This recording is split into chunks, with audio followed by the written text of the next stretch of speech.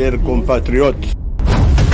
Nouvelle information sur cette télévision, mesdames et messieurs, merci d'être dans ces journaux direction la présidence de la République où l'on nous parle du chef de l'État Félix-Antoine Tshisekedi Tshilombo qui a réuni ce lundi le chef des institutions afin de partager avec eux quelques questions importantes de la vie nationale. Il s'agit de Sama Lukonde, Premier ministre, Bati Lukwebo, président du Sénat, André Mbata, premier vice-président de l'Assemblée nationale et Dieudonné Kamuleta, président de la Cour constitutionnelle. Faisant la restitution de cette réunion, le Premier ministre Jean-Michel Sama Lukonde a fait savoir que le chef de l'État a analysé avec ses interlocuteurs la situation sécuritaire, notamment l'état de siège une semaine après la tenue de la table ronde de l'évaluation. Suivez. Voilà.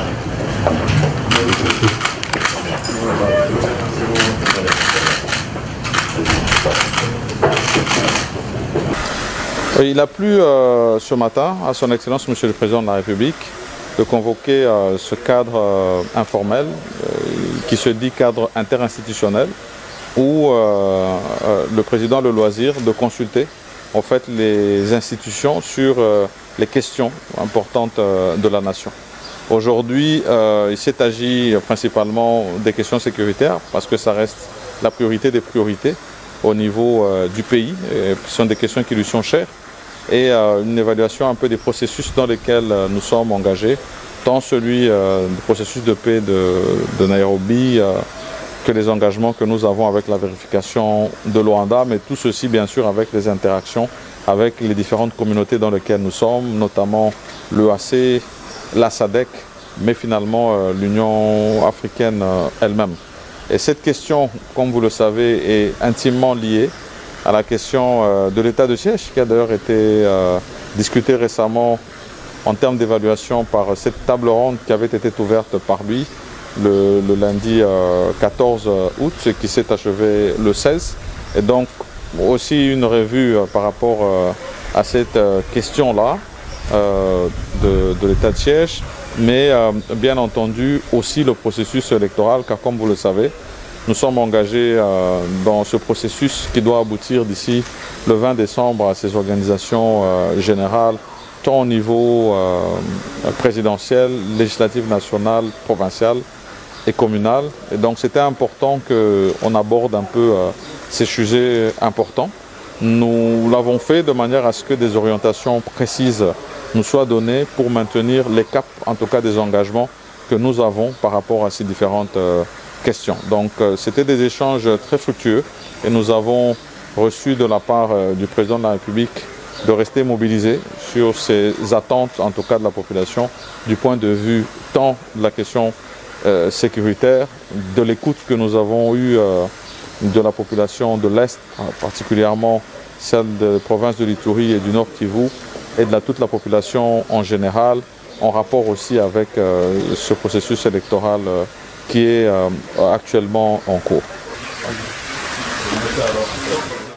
Et puis, restant toujours dans ces mêmes registres, le chef de l'État, Félix-Antoine Tshisekedi, a procédé le samedi dernier à l'inauguration de l'hôtel Hilton situé dans la commune de La Gombe. Ce nouvel hôtel VIP vient de renforcer la capacité d'hébergement à Kinshasa, capitale de la République démocratique du Congo. Les détails dans cet élément. C'est ce samedi 18 août que le président de la République Félix-Antoine Tshisekedi Tshilombo a officiellement inauguré l'hôtel Hilton de Kinshasa.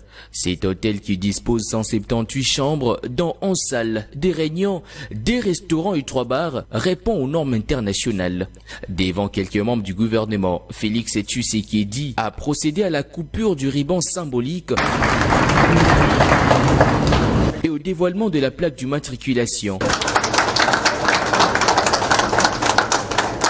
Les directeurs généraux de l'hôtel a dans son allocution devant le chef de l'État épinglé que cet hôtel 5 étoiles de renommée internationale est un avantage pour Kinshasa qui contient plus de 15 millions d'habitants. Grâce à cette unité touristique, 350 emplois directs et 500 indirects ont été créés, en croire les gestionnaires. Pour rappel, Les groupes hôtels Hilton comptent plus de 5600 hôtels à travers le monde avec 913 000 chambres dans 113 pays et territoires, dont 43 hôtels sur les territoires africains. Parlons autre chose à présent. Les procès Bukanga Lonzo, affaire renvoyée au 4 septembre suite aux procédures irrégulières des Matata Mponyo. Maître Akata Katakojan, avocat au barreau de Matete, demande à l'ancien premier ministre Augustin Matata Mponyo de se présenter physiquement à la Cour constitutionnelle. Suivez. Du sénateur Matata Mponyo et ancien premier ministre de la République démocratique du Congo s'est ouvert ce lundi 21 août à la Cour constitutionnelle. Ces derniers s'est fait représenter pour la deuxième fois par ses avocats. Interrogé, maître Akata Katakojan, avocat au barreau de Matete, demande au sénateur Matata Mponyo de pouvoir se présenter physiquement à la Cour constitutionnelle. Du seul fait que les dossiers est en cours et déontologiquement, il m'est interdit de dire un mot pendant qu'il y a un dossier qui est déjà en cours. Sauf que il doit comparaître si et seulement si qu'il ne va pas comparaître à l'audience prévue. Moi, je pense que le ministère public, donc le procureur général, peut toutefois retenir à sa charge les défauts et demander aux avocats de se retirer de la barre. Et là, à cet effet, il sera condamné par défaut. Donc, bref, je peux tout simplement conseiller utile au sénateur Matata Mponyo de bien vouloir comparaître tranquillement. Il a ses avocats, qu'il présente ses moyens de défense et je pense que la Cour va dire un mot par rapport à ses moyens de défense. À la question de savoir pourquoi la Cour constitutionnelle est-elle revenue sur ces procès alors qu'elle s'était déclarée incompétente, maître Akata répond. Tellement sensible et une question vraiment technique. Et d'aucuns disent que la Cour ne peut plus y revenir. Mais malheureusement, ou je dirais même heureusement, il y a une procédure prévue. On doit comparer, qu'on appelle les revirements des jurisprudences. C'est-à-dire, la Cour qui a connu une question peut toutefois revenir à cette question pour parfaire la question au fin de tirer l'affaire au clair de la lune. Donc, il n'y a pas une violation de la loi si la Cour constitutionnelle revient à la question. C'est en vertu de ce qu'on appelle les revirements des jurisprudences ou les revirements judiciaires. Notons que le procès Bukanga Lonzo est renvoyé au 4 septembre 2023. Et puis, suite à un communiqué rendu public ce lundi 21 août 2023 par le jeune ressortissant de l'Est qui invite les autorités de lever l'état du siège dans les provinces de l'Ituri et du Nord Kivu. Les politiques congolais ont réagi face à cette déclaration de jeunes de l'Est. Suivez. L'après-table ronde tenue à Kinshasa sous l'impulsion du chef de l'État congolais Félix Antoine Tshisekedi Tshilombo sur l'évaluation de l'état des sièges dans les provinces de l'Ituri et Nord Kivu préoccupe le jeune ressortissant de l'Est de la RDC.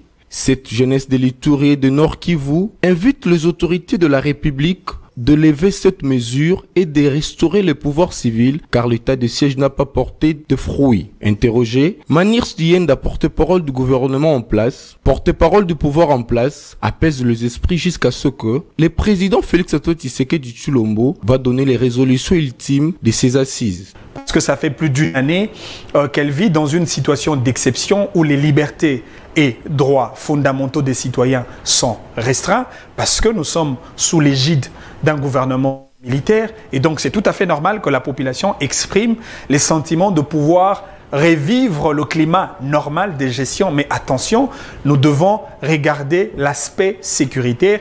On doit supprimer, oui, mais on doit supprimer avec la seule mission et raison d'endiguer de manière définitive l'insécurité qui caractérise la partie Est.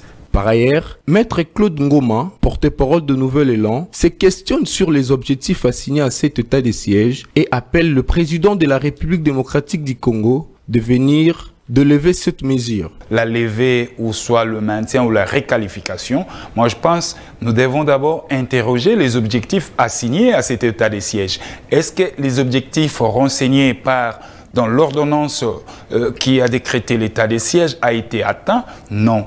Je paraphrase Néné Ngwanda, paix à son âme, qui avait dit « Si vous vous bataillez et que vous ne remportez pas cette bataille, dites-vous, il y a l'ennemi dedans de votre côté. » Notons que le patron du gouvernement congolais, Jean-Michel Sama Lukonde, a déposé les conclusions de ses assises aux mains propres du président de la République démocratique du Congo, Félix Tshisekedi. La rencontre entre le chef de l'État, Félix Tshisekedi, et l'émissaire du président Denis Sassou Nguesso ne cesse de susciter de réactions au sein de l'opinion publique. C'est le cas de l'analyste politique Emmanuel Kalala Kananga qui fustige les comportements des dirigeants de la République du Congo-Brazzaville et appelle donc les Congolais à la vigilance. Chose curieuse, nous sommes vraiment indignés de voir que au moment où nous pensons que Congo-Brazzaville avec Congo-Kinshasa, ça fait un pays, mais voir que nous sommes marginalisés par le Rwandais qui ont tué, qui continuent à tuer et à semer des troubles et désolation à l'endroit de la République démocratique du Congo ou des Congolais que nous sommes. Mais voir les autorités congolais de Brazzaville héberger, donner de l'espace à ces gens-là, je ne sais pas, nous devons tirer beaucoup d'attention. Pour quel motif? Les gens qui tuent les Congolais, mais les Brazzavillois acceptent les gens-là pour leur donner un terrain, je ne sais pas pour quel but. Alors, voir les ministres venir ici chez nous, je ne sais pas, oui, par rapport à ce qu'on appelle relations diplomatiques, oui. Mais nous, en tant que Congolais, nous sommes très indignés de voir ce que les autorités du Congo-Brazzaville ont cautionné. Alors, qu'ils sachent que un jour, les Rwandais paiera ce qu'ils ont fait aux Congolais que nous sommes.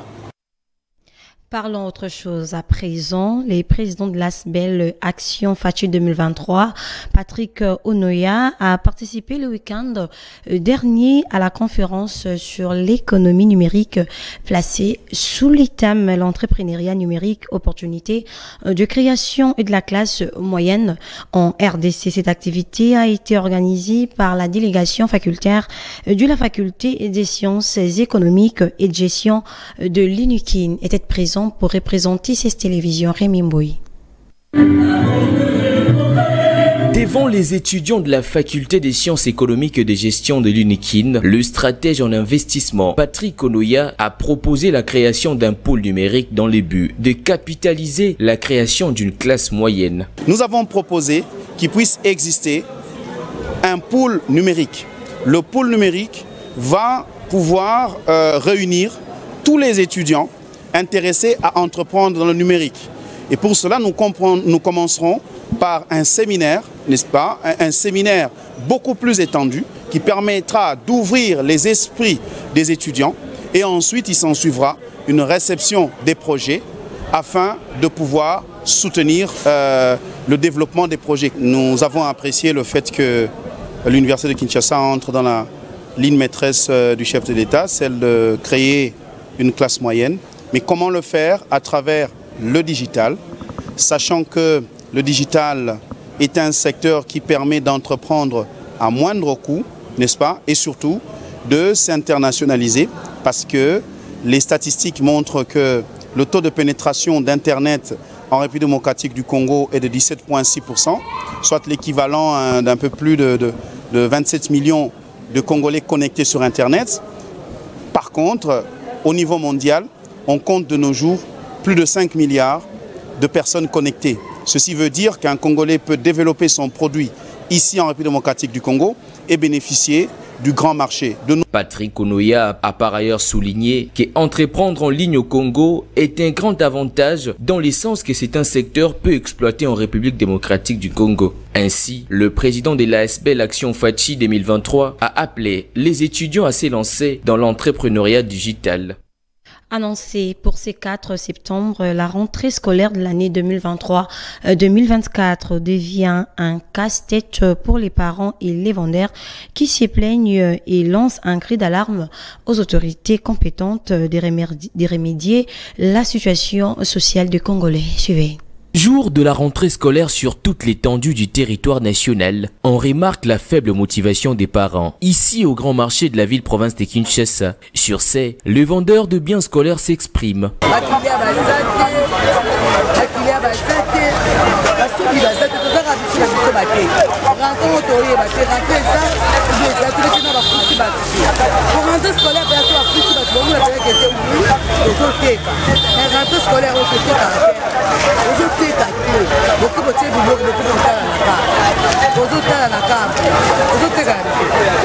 des parents qui se plaignent en disant que non, l'année passée, comme par exemple,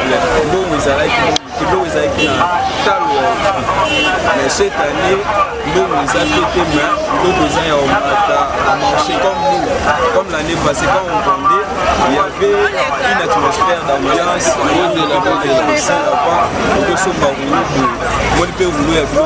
mais cette année, tu peux acheter un rouleau d'uniforme comme ça pour vendre.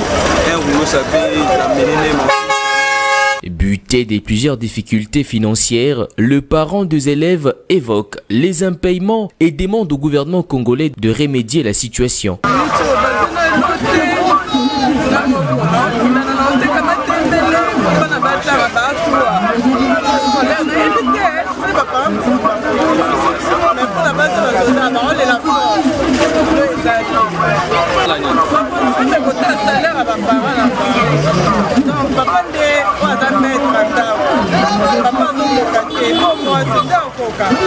Il y a des tas de choses qu'on demande, mais par contre le ministre qui demande de ne pas payer ça.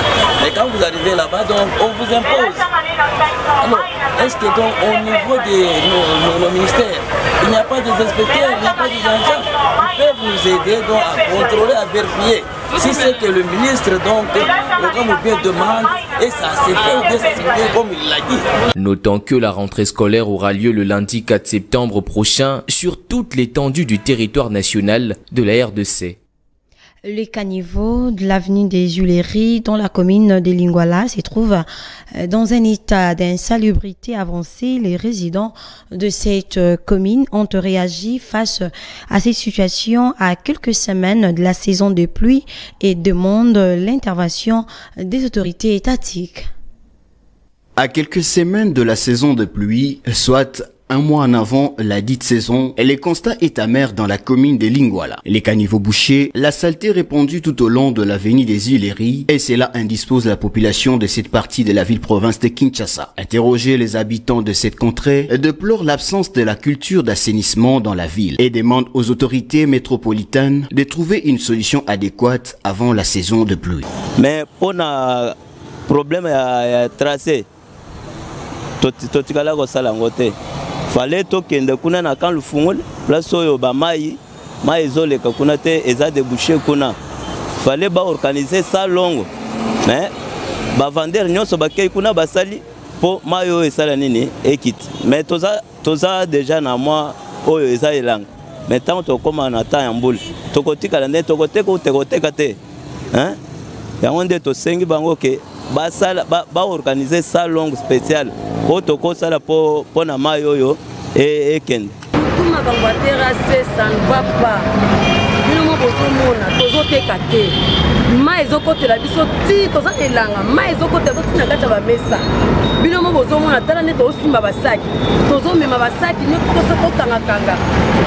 Oyo soki totuni balobi ke ezali gouvernement oyo eza hôtel de ville aya kosunga biso tozoteka tozokuta misika bato ebele bazokuta misika kingasani wapi toya koluka mbongo me tozosouffrir tota aka lifungula kuna ebouche mai wana soki ezozongela biso bandeko koyokela biso mawa l'état soutenir ka moi bagene par rapport à bainstrument du travail banini mpona mwa salongo par rapport au terrasse mpe eza bouche te par rapport à bavoisin mpe bavoisine babwaka mwa bamatiti nde ezalazala.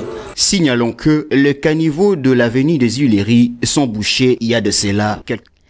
C'est sous les hauts patronages de maître Claude Boba Kanyekete qui s'est tenu la 2e édition du tournoi de football dénommé Coach Nzinga qui s'inscrit dans les cadres de l'encadrement de jeunes quinois. S'est fait une finale s'est jouée le dimanche 20 août 2023 au terrain du quartier 13. Nous sommes dans la commune d'Indjili. Un match qui s'est soldé par un score d'1-0 en faveur de l'équipe. Koutou était présent pour représenter cette télévision. Bienvenue les mains. Du 28 juillet au 20 août 2023, le terrain du quartier 13 dans la commune d'Indjili a servi de cadre pour accueillir les tournois de football dénommés Coach Nzinga, organisé par maître Claude Boba Kanyekete, cadre du parti Autre Vision du Congo AVC. Après 3 semaines de compétition avec 8 équipes à la course, c'est le dimanche 20 août dernier que s'est jouée la finale opposant l'équipe Koutou et Boyokani. Match qui s'est soldé par un score d'1-0.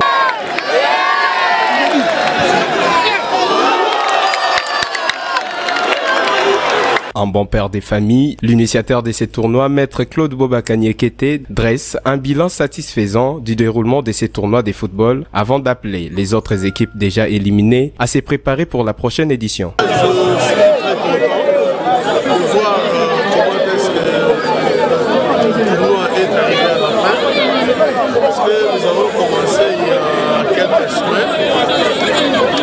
Aujourd'hui, nous sommes à la fin. Le message que je vais lancer pour ceux qui ont été éliminés, donc c'est prépare pour la 3e édition. Très satisfait, les vainqueurs de cette 2e édition n'a pas manqué de remercier l'initiateur du tournoi. Deuxième édition, on a ma classe honorable et le roi Sali pour na biso ba jeune. Les années pour na biso ba jeune. Nous avons c'est ma classe et à la 3e édition à Lucavema et à la vraiment organisation sous Oyo et les Kasusu. Ouais ça la vraiment bien. Na s'appelle bien honorable à Panda Kiango beto Sukisi elle est vraiment ma classe vraiment. Tout est bien qui finit bien dit-on. La remise du trophée à l'équipe gagnante et d'autres prix aux participants à ces tournois a sanctionné cette 2e édition.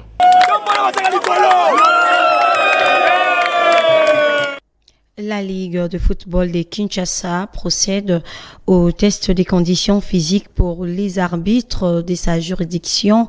Cette séance de formation s'effectue au terrain annexe du stade de Martyr afin de retenir les arbitres qui seront déclarés aptes pour la saison sportive 2023-2024. Les détails avec Dieu merci Nanigo. Le test des conditions physiques pour les arbitres de la Ligue de football de Kinshasa, organisé chaque saison pour évaluer le niveau de forme de ces derniers dans sa juridiction.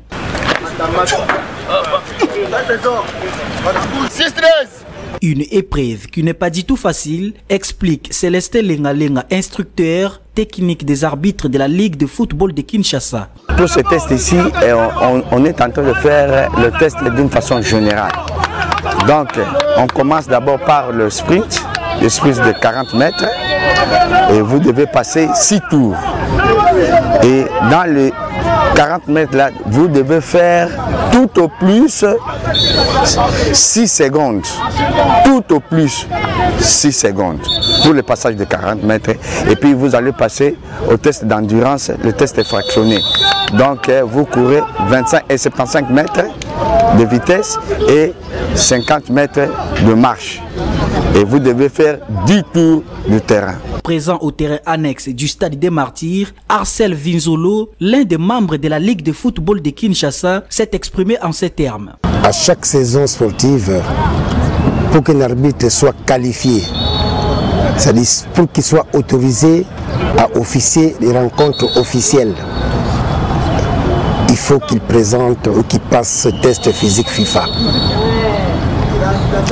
C'est à l'issue de ce test physique FIFA qu'on peut dire qu'un arbitre est apte.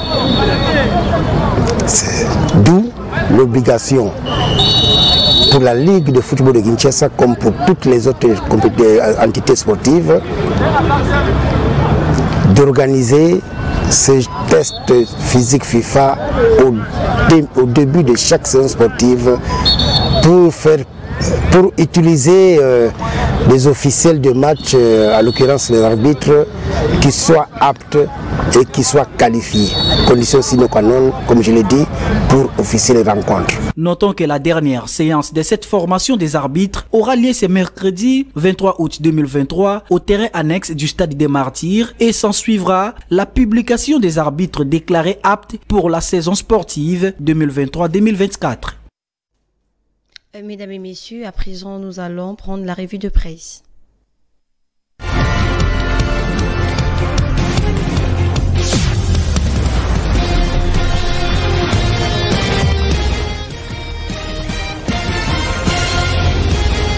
Bonsoir, bienvenue à la revue de presse. Ouvrons cette dernière avec actualité.cd qui titre à sa une. Procès Bukanga Lonzo, l'homme d'affaires sud-africain Christo Grobler, l'ancien gouverneur de la BCC Deogracias Mutombo présent, Matata Mponyo représenté par ses avocats. Le média souligne: la première audience du deuxième procès de l'affaire Bukanga Lonzo a débuté ce lundi 21 août 2023 devant la Cour constitutionnelle, dont la présence de l'homme d'affaires sud-africain Christo Grobler et ses avocats dans la salle d'audience était constatée, et celle de l'ancien gouverneur de la BCC Deogracias Mutombo, qui est aussi une nouvelle figure de poursuite dans le cadre de cette affaire, et ses avocats étaient constatés dans la salle. Mais l'ancien premier ministre Matata Mponyo est absent dans la salle, toujours en retrait dans la ville de Kindu depuis plusieurs semaines, qu'il assistera de loin cette première audience qu'il est représenté par ses avocats. Actualité.cd poursuit que il est reproché à Matata Mponyo Mapon et Christo Grobler les infractions de détournement de 115 997 millions et 106 dollars américains. Le président de LGD est aussi accusé avec Deogracias Mutombo d'avoir détourné la somme de 89 millions de dollars destinés à la construction du marché international de Kinshasa, à qui un mandat de comparution a été délivré par le procureur général près de la Cour constitutionnelle vis-à-vis à l'ancien premier ministre Matata Mponyo.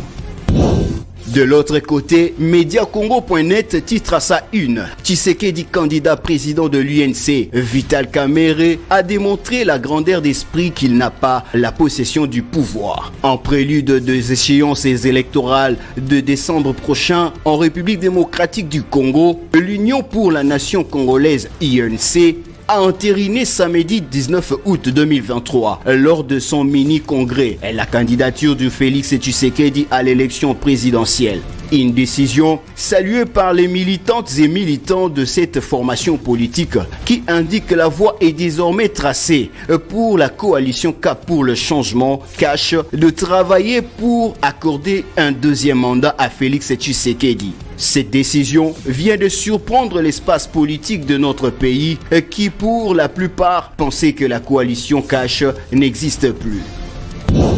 Bouclons cette revue de presse avec l'agence congolaise de presse qui titre à sa une: Site Kivu, 3 morts dans un éboulement d'une mine d'or à Kibé en territoire des Mwenga. Le média renchérit que 3 personnes ont trouvé la mort, 2 autres mineurs grièvement blessés dans un éboulement survenu dimanche 20 août 2023 dans un puits d'extraction d'or à Kibé en territoire de Mwenga au sud Kivu dans l'est de la République démocratique du Congo. Les victimes ont été surpris par un éboulement lorsqu'elles travaillaient dans un puits d'or. C'est alors après le drame qu'elles ont été encheminées dans un centre de santé au secours de jeunes de Kibé pour de soins de santé, a déclaré le coordonnateur de la nouvelle dynamique de société civile de Kibé. C'est tout pour ce revue de presse. Mesdames et messieurs, bonsoir. Bonsoir à toi, Djembe Saturné, et merci pour cette belle sélection des journaux. Mesdames et messieurs, c'est par ici que nous mettons un terme à cette session de l'information qui a été coordonnée par Rémi Mbouyi, réalisée par l'ensemble de la rédaction. Mesdames et messieurs, au nom de toute l'équipe rédactionnelle, nous vous disons merci de nous avoir suivis et restez branchés sur nos antennes. L'information continue. Au revoir. Mes chers compatriotes,